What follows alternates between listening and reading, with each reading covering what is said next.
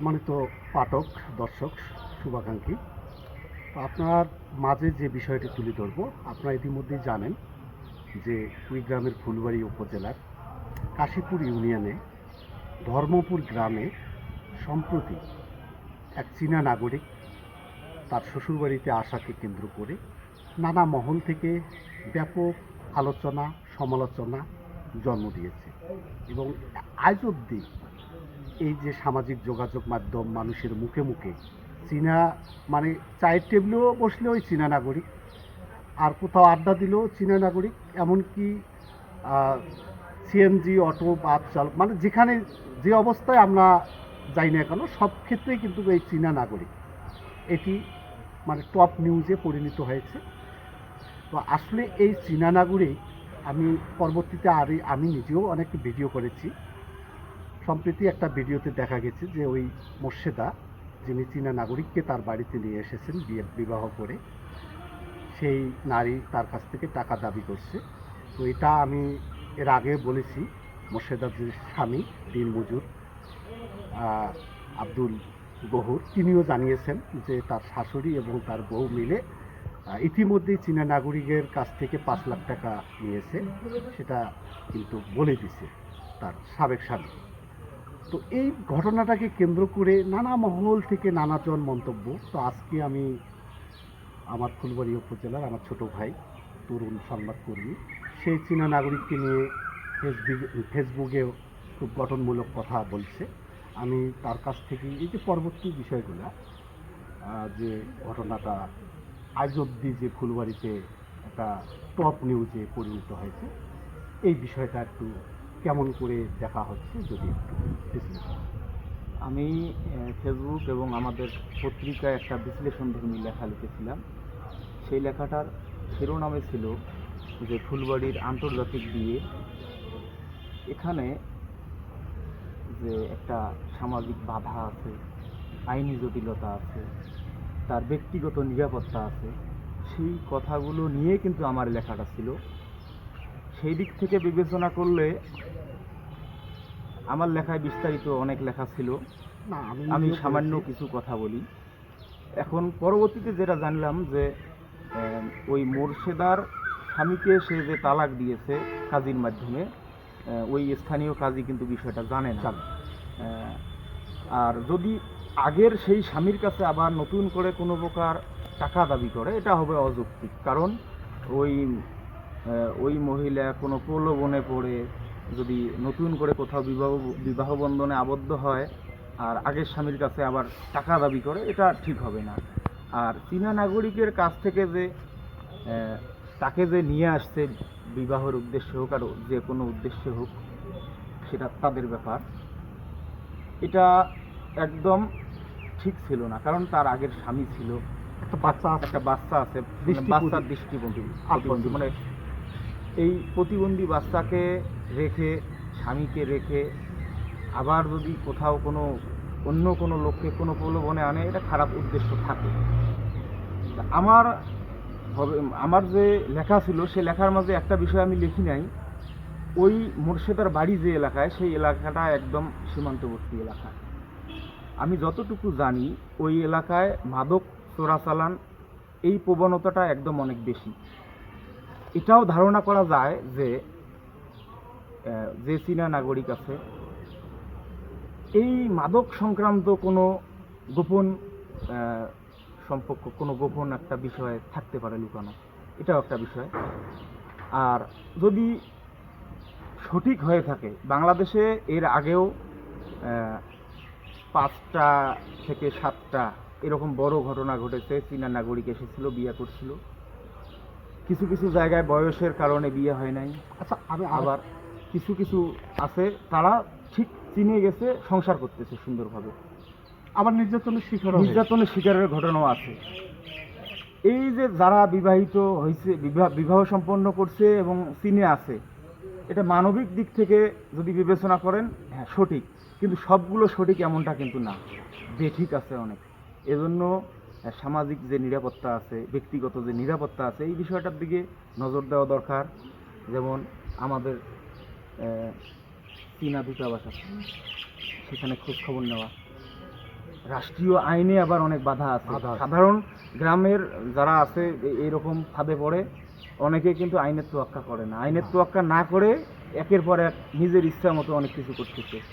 আইন কি বলে সেদিকে শ্রদ্ধা রেখে তারপর কিন্তু তার এই আগের স্বামীকে তালাক দিল, না পরে বিবাহ বন্ধনে আবদ্ধ হলো, না কি করলো, সেটা কিন্তু আইনি প্রক্রিয়ার মাধ্যমে করা উচিত। উচিত। এটা যেহেতু দুই দেশের ব্যাপার, এক দেশের নয় যে যা ইচ্ছা তাই করলো, দুই দেশের ব্যাপার। অবশ্যই চীনা দূতাবাস যে আছে, সেই দূতাবাসের কর্মকর্তাদের সাথে কথা বলে সেই যত জটিলতা আছে আইনি সব সেগুলো কিছু- সমাধান করে তারপর বিবাহ করা উচিত ছিল। এখন বিবাহ সম্পূর্ণ হয়েছে কিনা এটাও কিন্তু মানে নিশ্চয়তা নেই। কারণ সঠিক কোনো বিবাহের যে কোনো তথ্য আমাদের জানাইতে পারেনি না, এখনো ওটা এবং আমি ওখানকার কাজের সঙ্গে কথা বলেছি আমি নিজেও কয়েকবার, আর তিনি নতুন করে কোনো বিবাহ এখানে করার নাই। তারপর সাবেক যে স্বামীর যে ফোন করে বলছিল যে আমি তাকে একতরফা ডিভোর্স দিলাম, সেটা বিষয়েও আমি কাজের সঙ্গে কথা বলেছি। আর তিনিও কিন্তু বলছে যে না, আমি তাকে ফোন দিইনি বা আমি এই ডিভোর্সের সঙ্গে সম্পৃক্ত নই, এটি কিন্তু জানাইছি।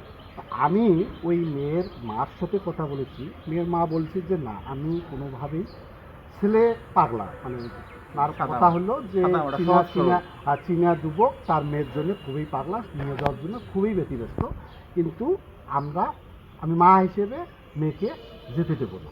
এদিকে আবার মেয়েটা যখন তার মা যখন এইভাবে কথা বলতেছে, আমাদের সাক্ষাৎকার দিচ্ছে, তখন তার যে মেয়ে মুর্শেদা, তিনি বারবার তার মাকে বাধা করলেন, না আমি যাব, মা আমি যাব, আমি চীনের আর্মির সঙ্গে কথা বলেছি, চীনের আইনজীবীর সাথে কথা বলছি।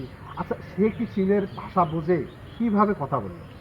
আরেকটা বিষয় আমি পরিষ্কার যে এখানে শ্বশুর মানে তাকে নিয়ে আসলো, চীনের নাগরিক নিয়ে আসার পর দেখলাম যে কখনো তার মামার বাড়ি, কখনো তার বোনের বাড়ি, তারপরে রাতে ফির ঘুমায় আর এক বাড়ি, মানে একটা রহস্যময়, মানে সব ঘটনাটা ঘোলাটে।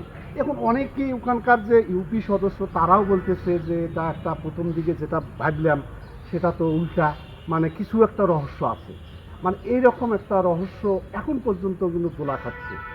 আর সবচেয়ে বড় একটা এক্সক্লুসিভ তথ্য আমি দর্শকদের জানাই, সেটা হলো গত রাতে আমাকে একজন ফোন দিয়েছেন, এবং এই চীনা নাগরিকে আজ থেকে 2 বছর 3 বছর আগে ময়মনসিংহের এক নারীকে বিয়ে করছে, তার হাতে বাচ্চা আছে, এবং আমার ভিডিওটা দেখে আমার সঙ্গে যোগাযোগ করছে।